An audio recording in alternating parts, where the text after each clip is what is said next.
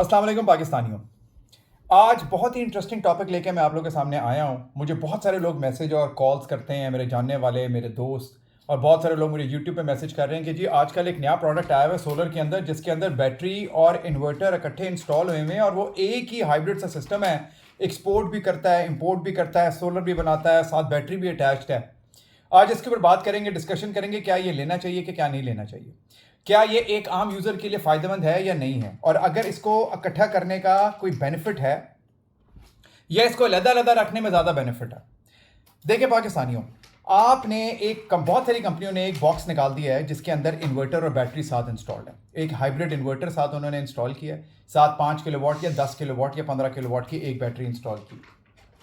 उस बैटरी के साथ उन्होंने इंस्टॉल करने के बाद उन्होंने कहा जी आपको कहीं अलग बैटरी लेने की ज़रूरत नहीं है, अलग इन्वर्टर लेने की ज़रूरत नहीं, ये एक ही बॉक्स आप इंस्टॉल कर लें अपने घर में और आपके सारे मसले हल। देखें, थोड़ी सी बेसिक साइंस इसमें समझ लें। ये वही इन्वर्टर है जो आप अलहदा ख़रीदते हैं, इसके अंदर वही बैटरी लिथियम आयन जो आप अलहदा ख़रीदते हैं, वही बैटरी आप अलहदा लेंगे और उनसे बॉक्स में लेंगे, देखे बगैर कि उसके अंदर उन्होंने क्या इंस्टॉल किया हुआ है, उसमें कौन से सेल्स हैं, उसके अंदर इन्वर्टर जो लगा हुआ है उसमें एमपीपीटी कितने हैं, उसके अंदर पीवी इन उसका अच्छा लगा हुआ है नहीं लगा हुआ, उसकी स्क्रीन डिजिटल। देखें, इसके अंदर मैं आपको ना बहुत कुछ बता देता हूँ इसके प्रोज, और आपको कुछ बता देता हूँ इसके कॉन्स।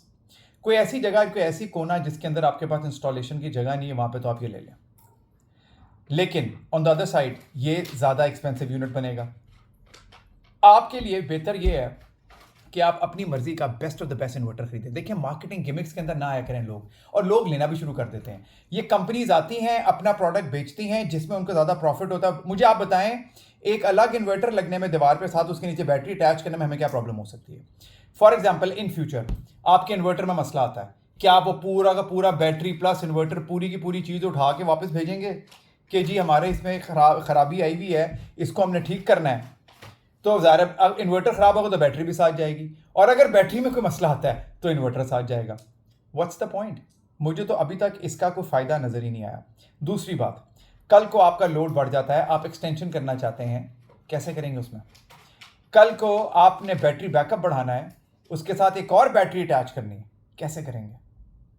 देखें, मैं हमेशा लोगों से कहता हूं कि कोई चीज़, नई चीज़ मार्केट में आती है उस पर एकदम छलांग ना लगा दिया करें। मैंने ये वीडियो बनाने का मकसद ही ये है कि मेरे एक दो जानने वालों ने ले लिया, और लेने के बाद उन्होंने मुझे कहा कि उमर, हमने देखें आपको एक लेटेस्ट चीज़ दिखानी है, और मैंने कहा जी मैं इस चीज़ को बड़े अच्छे तरीके से जानता हूँ, और गलती मेरी है कि मैंने इस पर वीडियो नहीं बनाया और लोगों को इन्फॉर्म नहीं किया।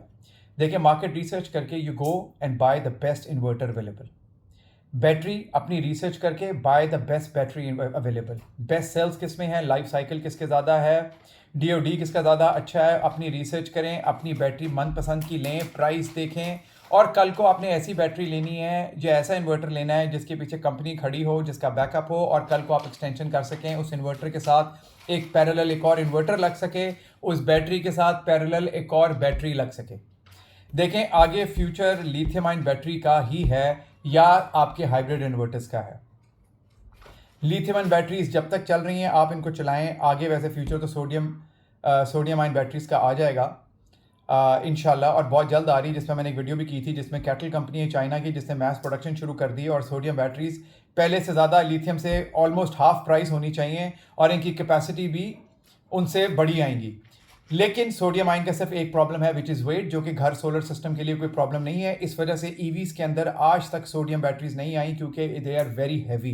अगर एक 10 किलोवाट की बैटरी का weight is around 100 kg lithium ion का, तो 10 किलोवाट की सोडियम आयन बैटरी का weight is going to be around 200 to 250 kilos, जिस वजह से गाड़ियों के अंदर 40 से 50 किलोवाट की ऑन एवरेज बैटरी लगी होती है, और वो बैटरी जो है उसमें अगर हम सोडियम आयन कर देंगे तो उसका वेट 700 to 800 kgs हो जाएगा, which is approximately weight of a car without the engine.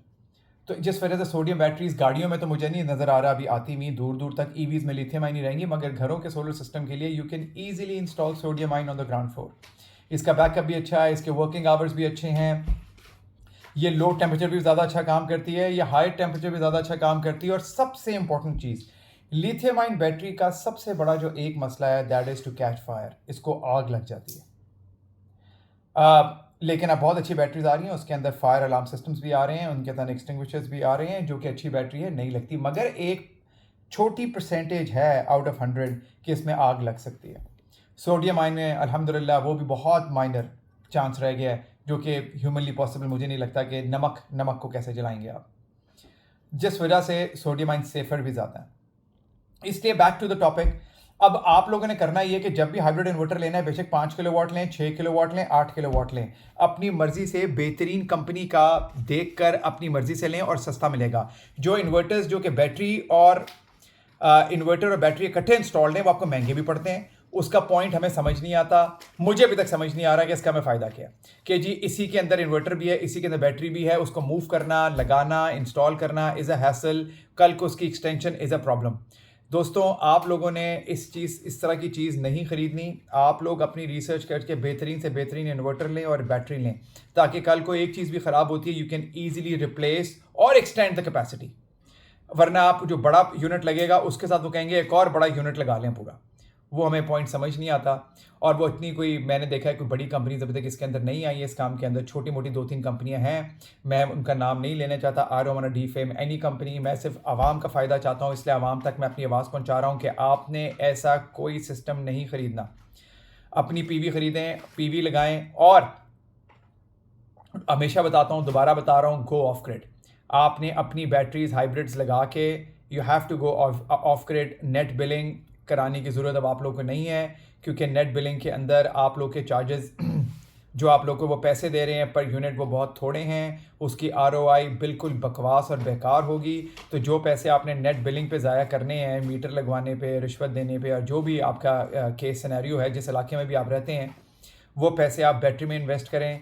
अपने दिन को तो सोलर आपको फ्री चलाएगा ही, रात के वक्त जितनी भी बैटरी आप लगा रहे हैं उनको यूनिट यूज़ करें। उसके बाद आप अपने आप को गवर्नमेंट की इलेक्ट्रिसिटी पे वापडा पे आ सकते हैं। लेकिन आपका टारगेट आज से यही होना चाहिए कि आपने अपनी कैपेसिटी के मुताबिक अगले 2 साल में बैटरी इंशाल्लाह इंस्टॉल कर लेनी है। You have to go off grid. छोड़ दें वो हाइब्रिड और इकट्ठे इंस्टॉल हुए सिस्टम, अलग बैटरी ख़रीदें, वो अलग इन्वर्टर ख़रीदें। क्योंकि इकट्ठे होने में एक बहुत बड़ा पॉइंट आप लोगों को मैं बता दूं, ये इकट्ठा जो इन्वर्टर होता है ना बैटरी, इसमें हीट भी प्रोड्यूस होती है। इसके अंदर पंखे ज़रूर लगे होते हैं, मगर ये IP65 हैं, तो जिस वजह से inverter should be separated from the battery. अगर इन्वर्टर में कोई इशू आएगा, अल्लाह ना करे कोई आगे बैटरी साथ ज़ाया करेगा, या बैटरी में इशू आता है तो इन्वर्टर साथ ज़ाया करेगा। सेफ्टी के साथ अपने सिस्टम इंस्टॉल करें, सेफ्टी पे कोई कॉम्प्रोमाइज़ ना करें, क्योंकि बहुत सारे इंस्टॉलर्स इस चीज़ में डंडी मार रहे हैं अपने 2 पैसे एक्स्ट्रा बचाने के लिए। तो पाकिस्तानियों अपना ख्याल रखें, और किसी किस्म की भी अगर आपको मसला है या किसी किस्म के भी आपको हेल्प की ज़रूरत है, मुझे मैसेज करें। I will get back to you इंशाल्लाह। मैं आपके मैसेज का ज़रूर रिप्लाई करूँगा और मैक्सिमम हेल्प जितनी मैं दे सका ज़रूर दूँगा।